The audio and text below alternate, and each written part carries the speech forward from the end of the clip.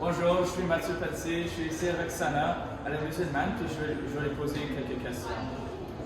Comment pratiquez-vous votre foi au quotidien? Alors ça dépend vraiment des jours. D'abord je prie, souvent c'est pas par jour. Je porte mon foulard, qui est le symbole de la religion. Et après juste quand des gens me posent des questions, je leur réponds et c'est comme ça. Pensez-vous que les gens sont plus ou moins religieux aujourd'hui par rapport aux générations précédentes? Pourquoi?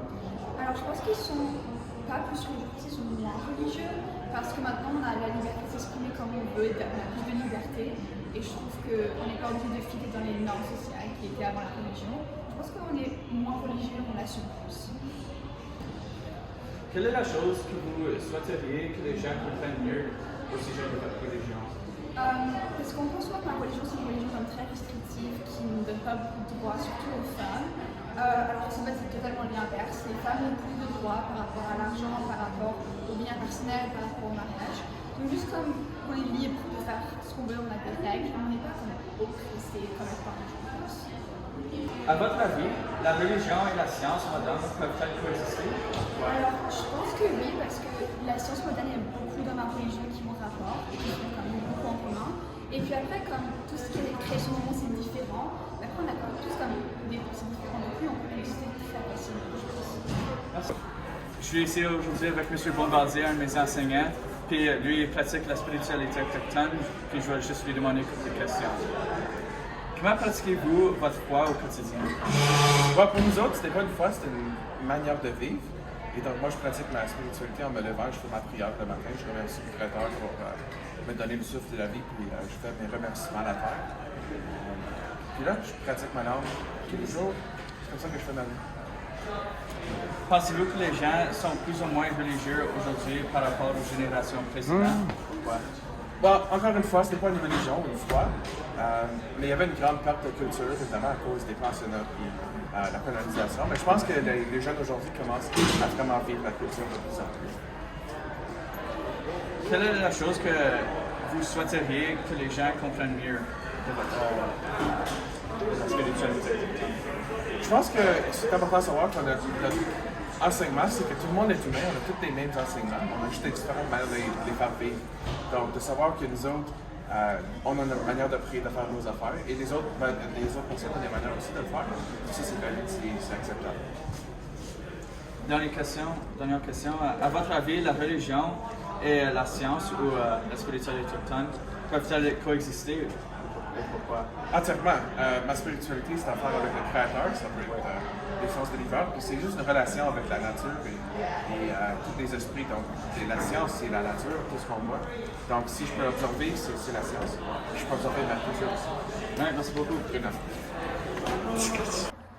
Je suis ici avec Jordan Wadi. Elle est un chrétien. Je vais juste lui demander une couple de questions. Comment pratiquez-vous votre foi au quotidien? Je fais pas les choses comme chaque journée, mais je la forme mon chaîne. De quoi, yeah? Chaque journée. Et tu pries? Quelques journées, pas chaque journée quand je prie, mais oui, avant dormir. Oui. Pensez-vous que les gens sont plus ou moins religieux aujourd'hui par rapport aux générations précédentes et pourquoi? Mais oui, car c'est les parents, comme mes parents, ma mère est chrétienne, mais mon père n'est pas. Mais quand j'étais jeune, on avait allé comme l'église, des choses comme ça, donc on avait beaucoup d'impact sur ma vie. Merci. Quelle est la chose que vous souhaiteriez que les gens comprennent mieux au sujet de votre religion? La gentillesse et juste accepter les personnes comme elles sont.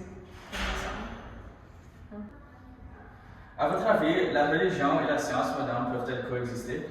Ils peuvent coexister, mais c'est tellement différent qu'ils peuvent pas être ensemble. Ouais. Yeah. Donc, je pense la foi juste donne une personne la vie. Donc, et la science, c'est comme pour comprendre la vie. Oui, merci. Bonjour, je suis ici avec Nicolas Lagorge, puis lui, il pratique l'athée. Alors, je vais juste lui demander quelques questions. Comment pratiquez-vous votre foi au quotidien? Mais ça change pas vraiment vie, c'est pas une religion, je crois pas en les dieux et oui, c'est ça. Pensez-vous que les gens sont plus ou moins religieux aujourd'hui par rapport aux générations précédentes? C'est une bonne question, ça. Moi, je pense que les personnes sont plutôt atheistes maintenant parce que les personnes ne croient pas assez en les dieux et ils ne sont pas assez religieux comme dans le passé. Quelle est la chose que vous souhaiteriez que les gens comprennent mieux au sujet de votre religion? Moi, je pense que les personnes doivent comprendre que je crois plus en science que le diable et je suis plus comme en façon de science que juste et pas de religion du tout. À votre avis, la religion et la science moderne peuvent-elles coexister? Oui, parce que ma religion c'est basé sur la science. J'ai essayé avec Caleb Blaine, il pratique le judaïsme, puis je vais lui demander quelques questions. Comment pratiquez-vous votre foi au quotidien? Contrairement aux autres religions, je ne prie pas comme chaque jour. Mais j'essaie de éviter le porc, puis certaines nourritures. Puis à ma maison, comme dans ma pratique, il y a des choses il y a des chandelles, puis il y a l'étoile de David. J'ai le chant d'étoile de David. Mais autrement que ça, il n'y a pas beaucoup de spécial. Pensez-vous que les gens sont plus ou moins religieux aujourd'hui par rapport aux générations précédentes? Je dirais beaucoup moins aujourd'hui, parce que notre génération, ils pensent qu'ils ont leur propre idée, puis ils développent toutes des nouvelles idées, puis ils essaient de trouver quelque chose de mal avec le passé. Puis je pense que dans le passé, les gens, il y avait beaucoup plus de croyances dans la religion, parce que plusieurs de religions, à la fin, ils ont quelque chose, tu sais, comme dans le après la mort. Oui, après la mort, exactement. Puis maintenant, les personnes croient plus en science, puis ils pensent plus à des faits au lieu des croyances. Ouais. Quelle est la chose que vous souhaiteriez que les gens comprennent mieux de votre religion? Je dirais que les gens devraient comprendre ce qu'on a été à travers, comme dans le Holocaust. Il y a beaucoup de personnes qui font beaucoup de blagues à ce jour, puis je pense qu'il devrait avoir plus de Sérieuxité. Sérieuxité sur les événements, puis arrête avec les blagues. C'est ce que je dirais. À votre avis, la religion et la science moderne peuvent-elles coexister? Je dirais 100% qu'ils peuvent coexister. Je pense que tu as besoin un peu des deux pour vivre, avoir une bonne vie. Sérieusement, tu as besoin des faits. Mais aussi, avoir une croyance, c'est une très bonne chose aussi, parce que avec la religion, il y a beaucoup de sciences et de faits en arrière qui peuvent montrer qu'il y a toujours quelque chose à la fin, après la mort.